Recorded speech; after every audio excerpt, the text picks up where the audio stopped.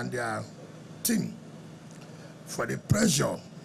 When I mean pressure, they put on me. In fact, part of my having some high blood pressure sometimes is the pressure from the pro-chancellor and the vice-chancellor. I've never seen people, when they want something for university, they will make sure from morning till night. Even when I say, let me travel for my holiday, their text messages and phone calls will still be coming in. Of course, that's what's expected of leadership who want to achieve something or the institution or organization they work for. I know when the registrar came with members of his council, and they were insisting that these are the conditions, if we can make commitment just like the pro-chancellor said. And I said to them, you don't need that commitment, just believe it will happen. I'm not going to sign anything. Just go home. Before you come back, the pro-chancellor would have told you what we have done. And so I called the pro-chancellor. I said, well, how much is it going to take to establish all this, equip them, the pathology department, the basic clinical science and the clinical science? And they told me. And I don't want to, since they didn't say the amount, let me not say the amount. Because they all dodged the amount, so me too, I will dodge the amount. But I remember that particular day I gave them this money.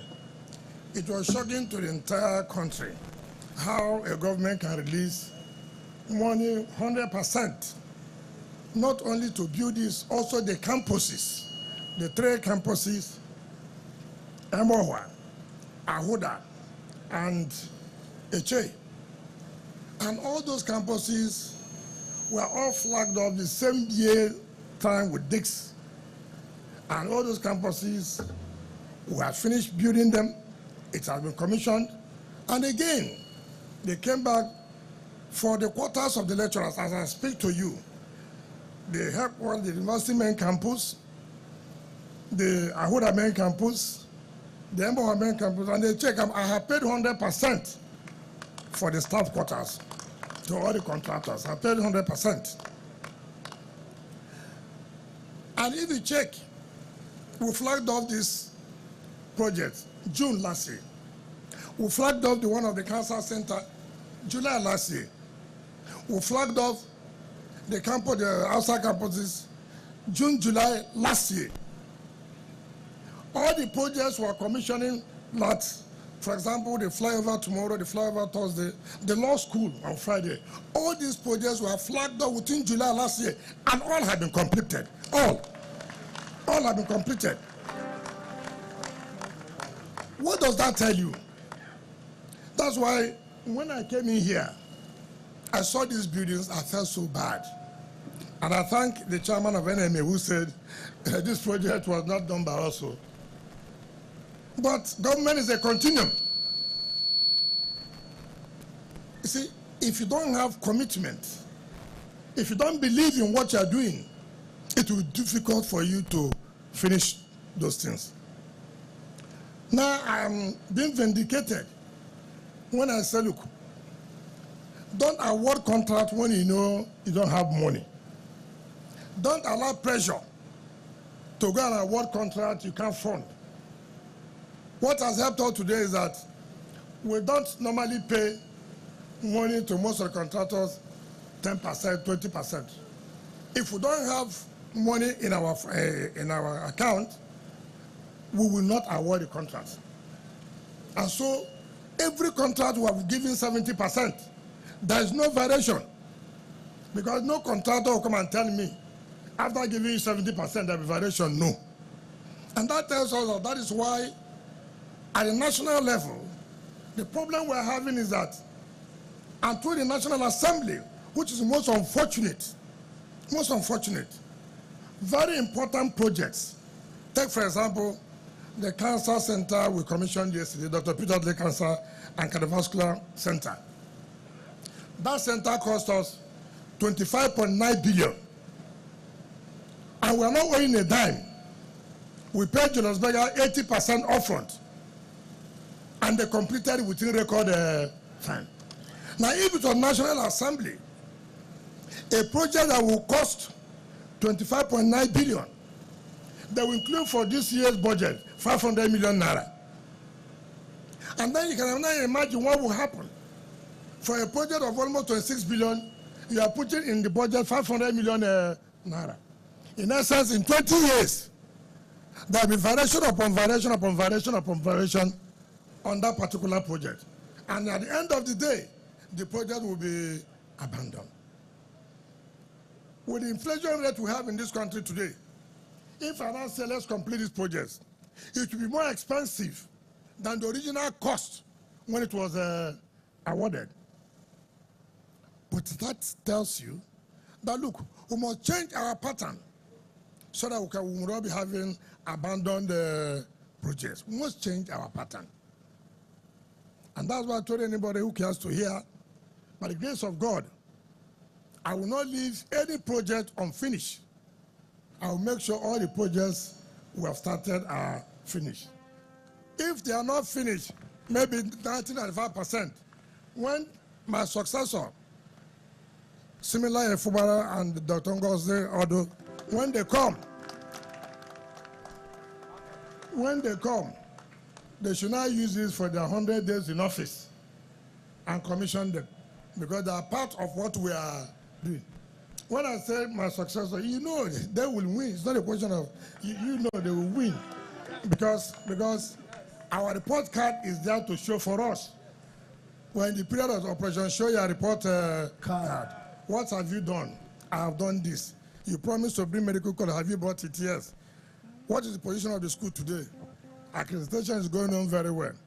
Go to the teaching hospital, the university teaching hospital. You have the best of the equipment. The best of the equipment can talk about. I don't say any teaching hospital in this country today can compare with what you have at River State University Teaching Hospital. I told my commissioner of health when he was going around the cancer center, I said, look, when you were in university, did you see this equipment? He said, sir, the truth is that they just tell us story. I've never witnessed all this. But some of you should be lucky that you are getting the best of the best. We are commissioning the renal center and the house officers' hostel, which have been completed, furnished. But imagine this my legend that a teaching hospital like that since never had a renal center.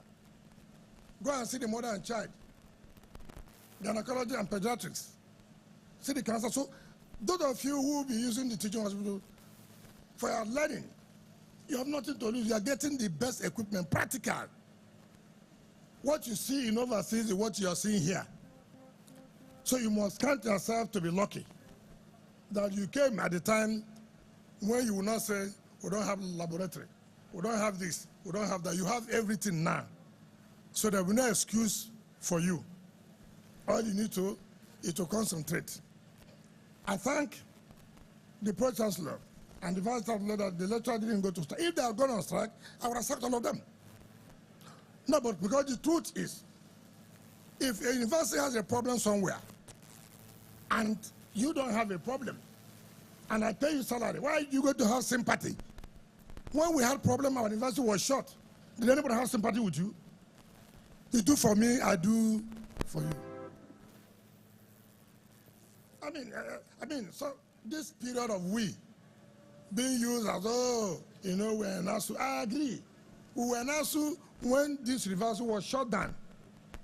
ASU never went on strike. Did they go on strike? They didn't go on strike because of your school was shut down. And I told the university, when I came, I brought by the lecturers. And I said, listen, you can only go on strike if there's anything between you and the River State government. If you say we're not providing the basic things to run a university, then you can go on strike. But if we are doing that and paying you, in fact, we are paying the high salary of lecturers. As far as I'm concerned, most lecturers are moving down to your university. So there's no need. And that's why we say, like the medical students are saying, they are lucky. Assuming their teachers went on strike, what would have happened to you by now? So we thank God that we have a management who is very proactive, management that cares for the students and staff, And that's why they are getting everything they want to get. You talked about the school of nursing. I have reached 50%. You are just telling me here today that you have gone far, you need to have 50%. Write to me and tell me the stage you are now. So don't make it known now as if you have told me before. You have not told me before. Some of you use media to get something. Let me also tell them that's not true. You are just saying here, what you didn't get through the door, you can't get through the window. So you must write to me, just like the Pro-Chancellor said, there are 75% in the pathology department, but I paid 100% in that. So VC, do your work well. Don't come and carry your problems and put on my head. So please, if I go back and see I see that you have written and attack the pictures, what is the problem? Having released 50%, the contractor ought to have reached 70%. But I pray that we'll commission that project before we leave. Now, the medical students have asked, and I just said it, I asked the Pro-Chancellor, they told me that that is the hostel there. That is the hostel for the medical students. But I'm not a medical doctor, I'm a lawyer. That's my profession. Don't be competing with us. Don't be competing with us. When you have your own governor, then you can do everything. But the way you are doing now, as if you want to rub shoulders with the legal profession.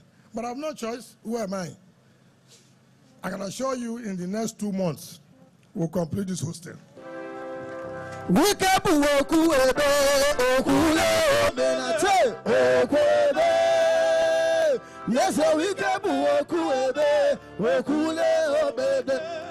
the university has a lot of things they are doing. The Commissioner for Special Projects, as we live here, go there, look at what is remaining, how much it will cost us so that we can do it immediately. The Vice Chancellor, I have been here 3 or 4 times, unknown. Sometimes I come in the night. I want to appeal to you. Make sure the pathology department, we must commission it latest January. And that's your broken record.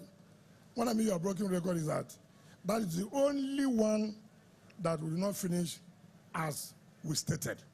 Even though you have said design, design, design. But of course, people will know the extent of the land before you did design.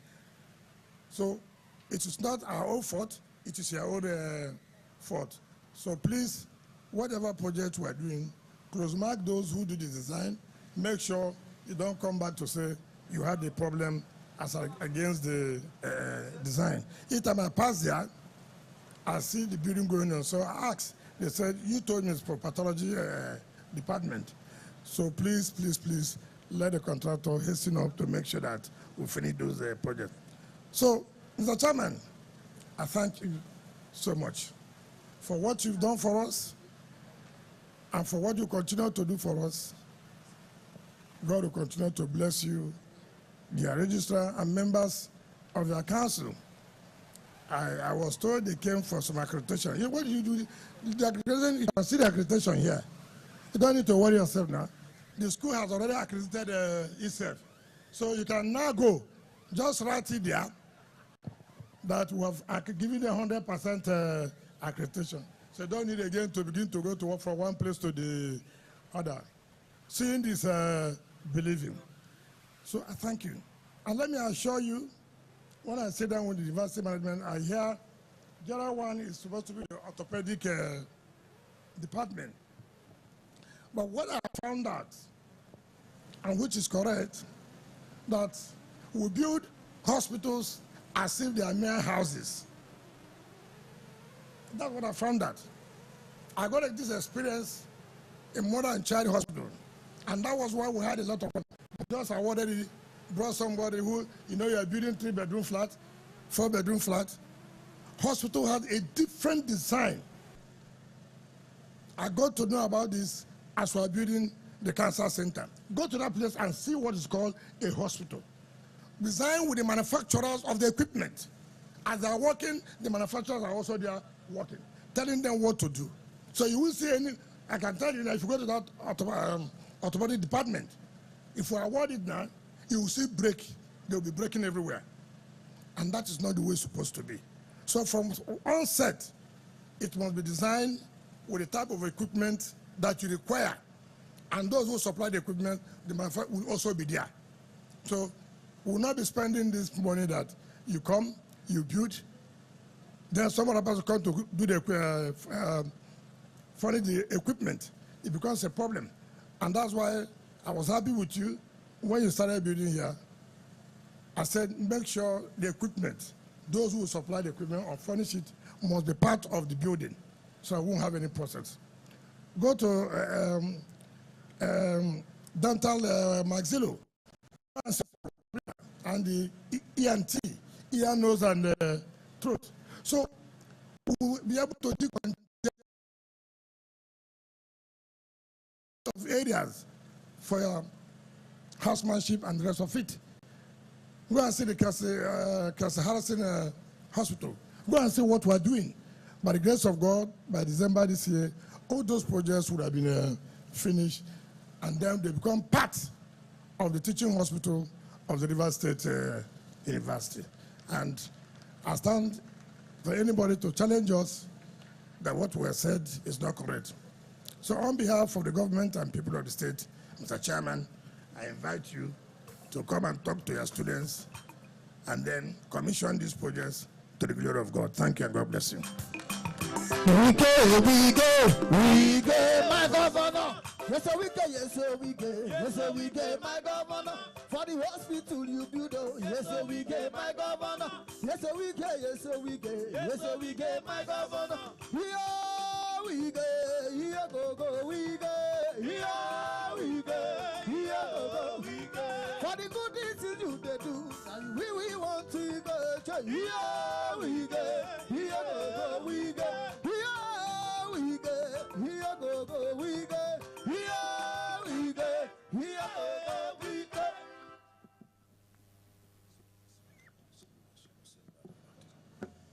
His Excellency,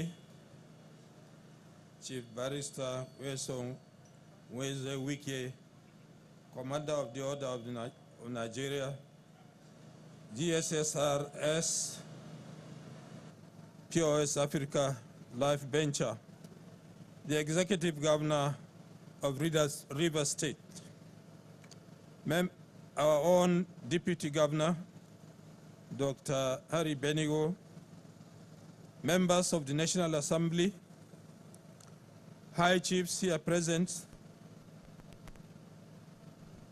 Chairman, PDP, Mr. Desmond Akawo, the gentleman who facilitated our acquiring our land here as a zonal office for the Medical and Dental Council,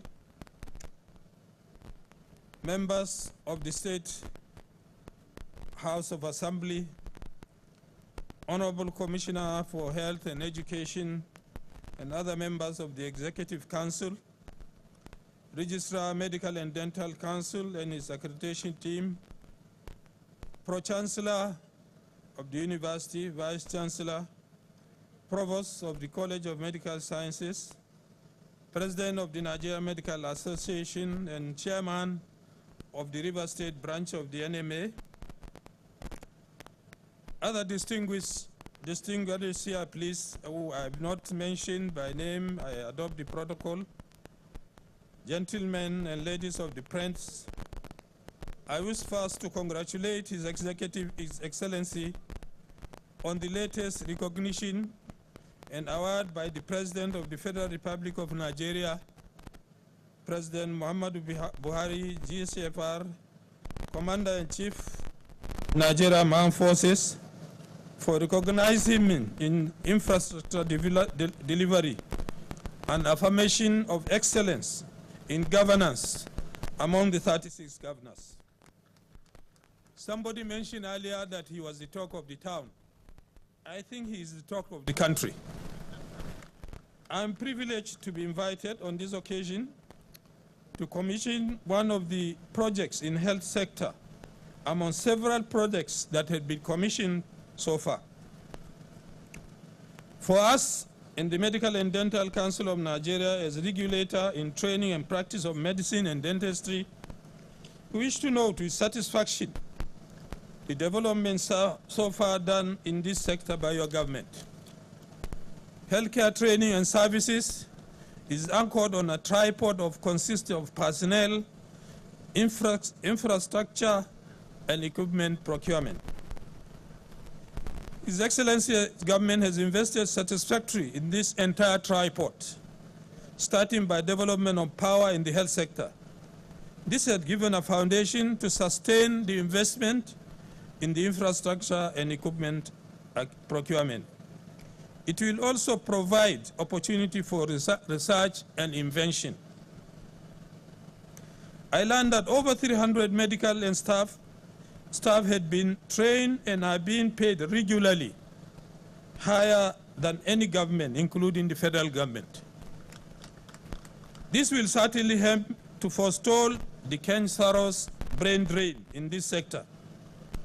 Your government, as of yesterday, commissioned a cardiovascular stroke cancer center named after a distinguished elder and medical practitioner and politician, Dr. Peter Odili.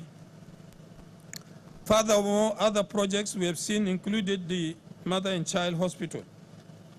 The project to be commissioned today is another area where is deficiency in several medical and dental training institutions, which is responsible for many of our young Nigerians living to travel abroad for medical and dental education.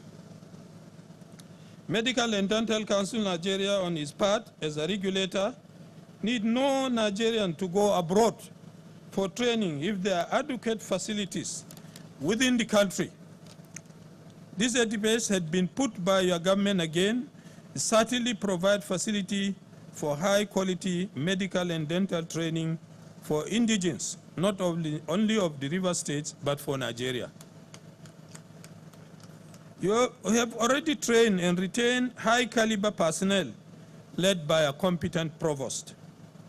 Your Excellency, this approach of provision of qualified personnel, high-quality infrastructure, excellent equipment will certainly address the issue of brain drain, helping retaining Nigerians to be trained in the country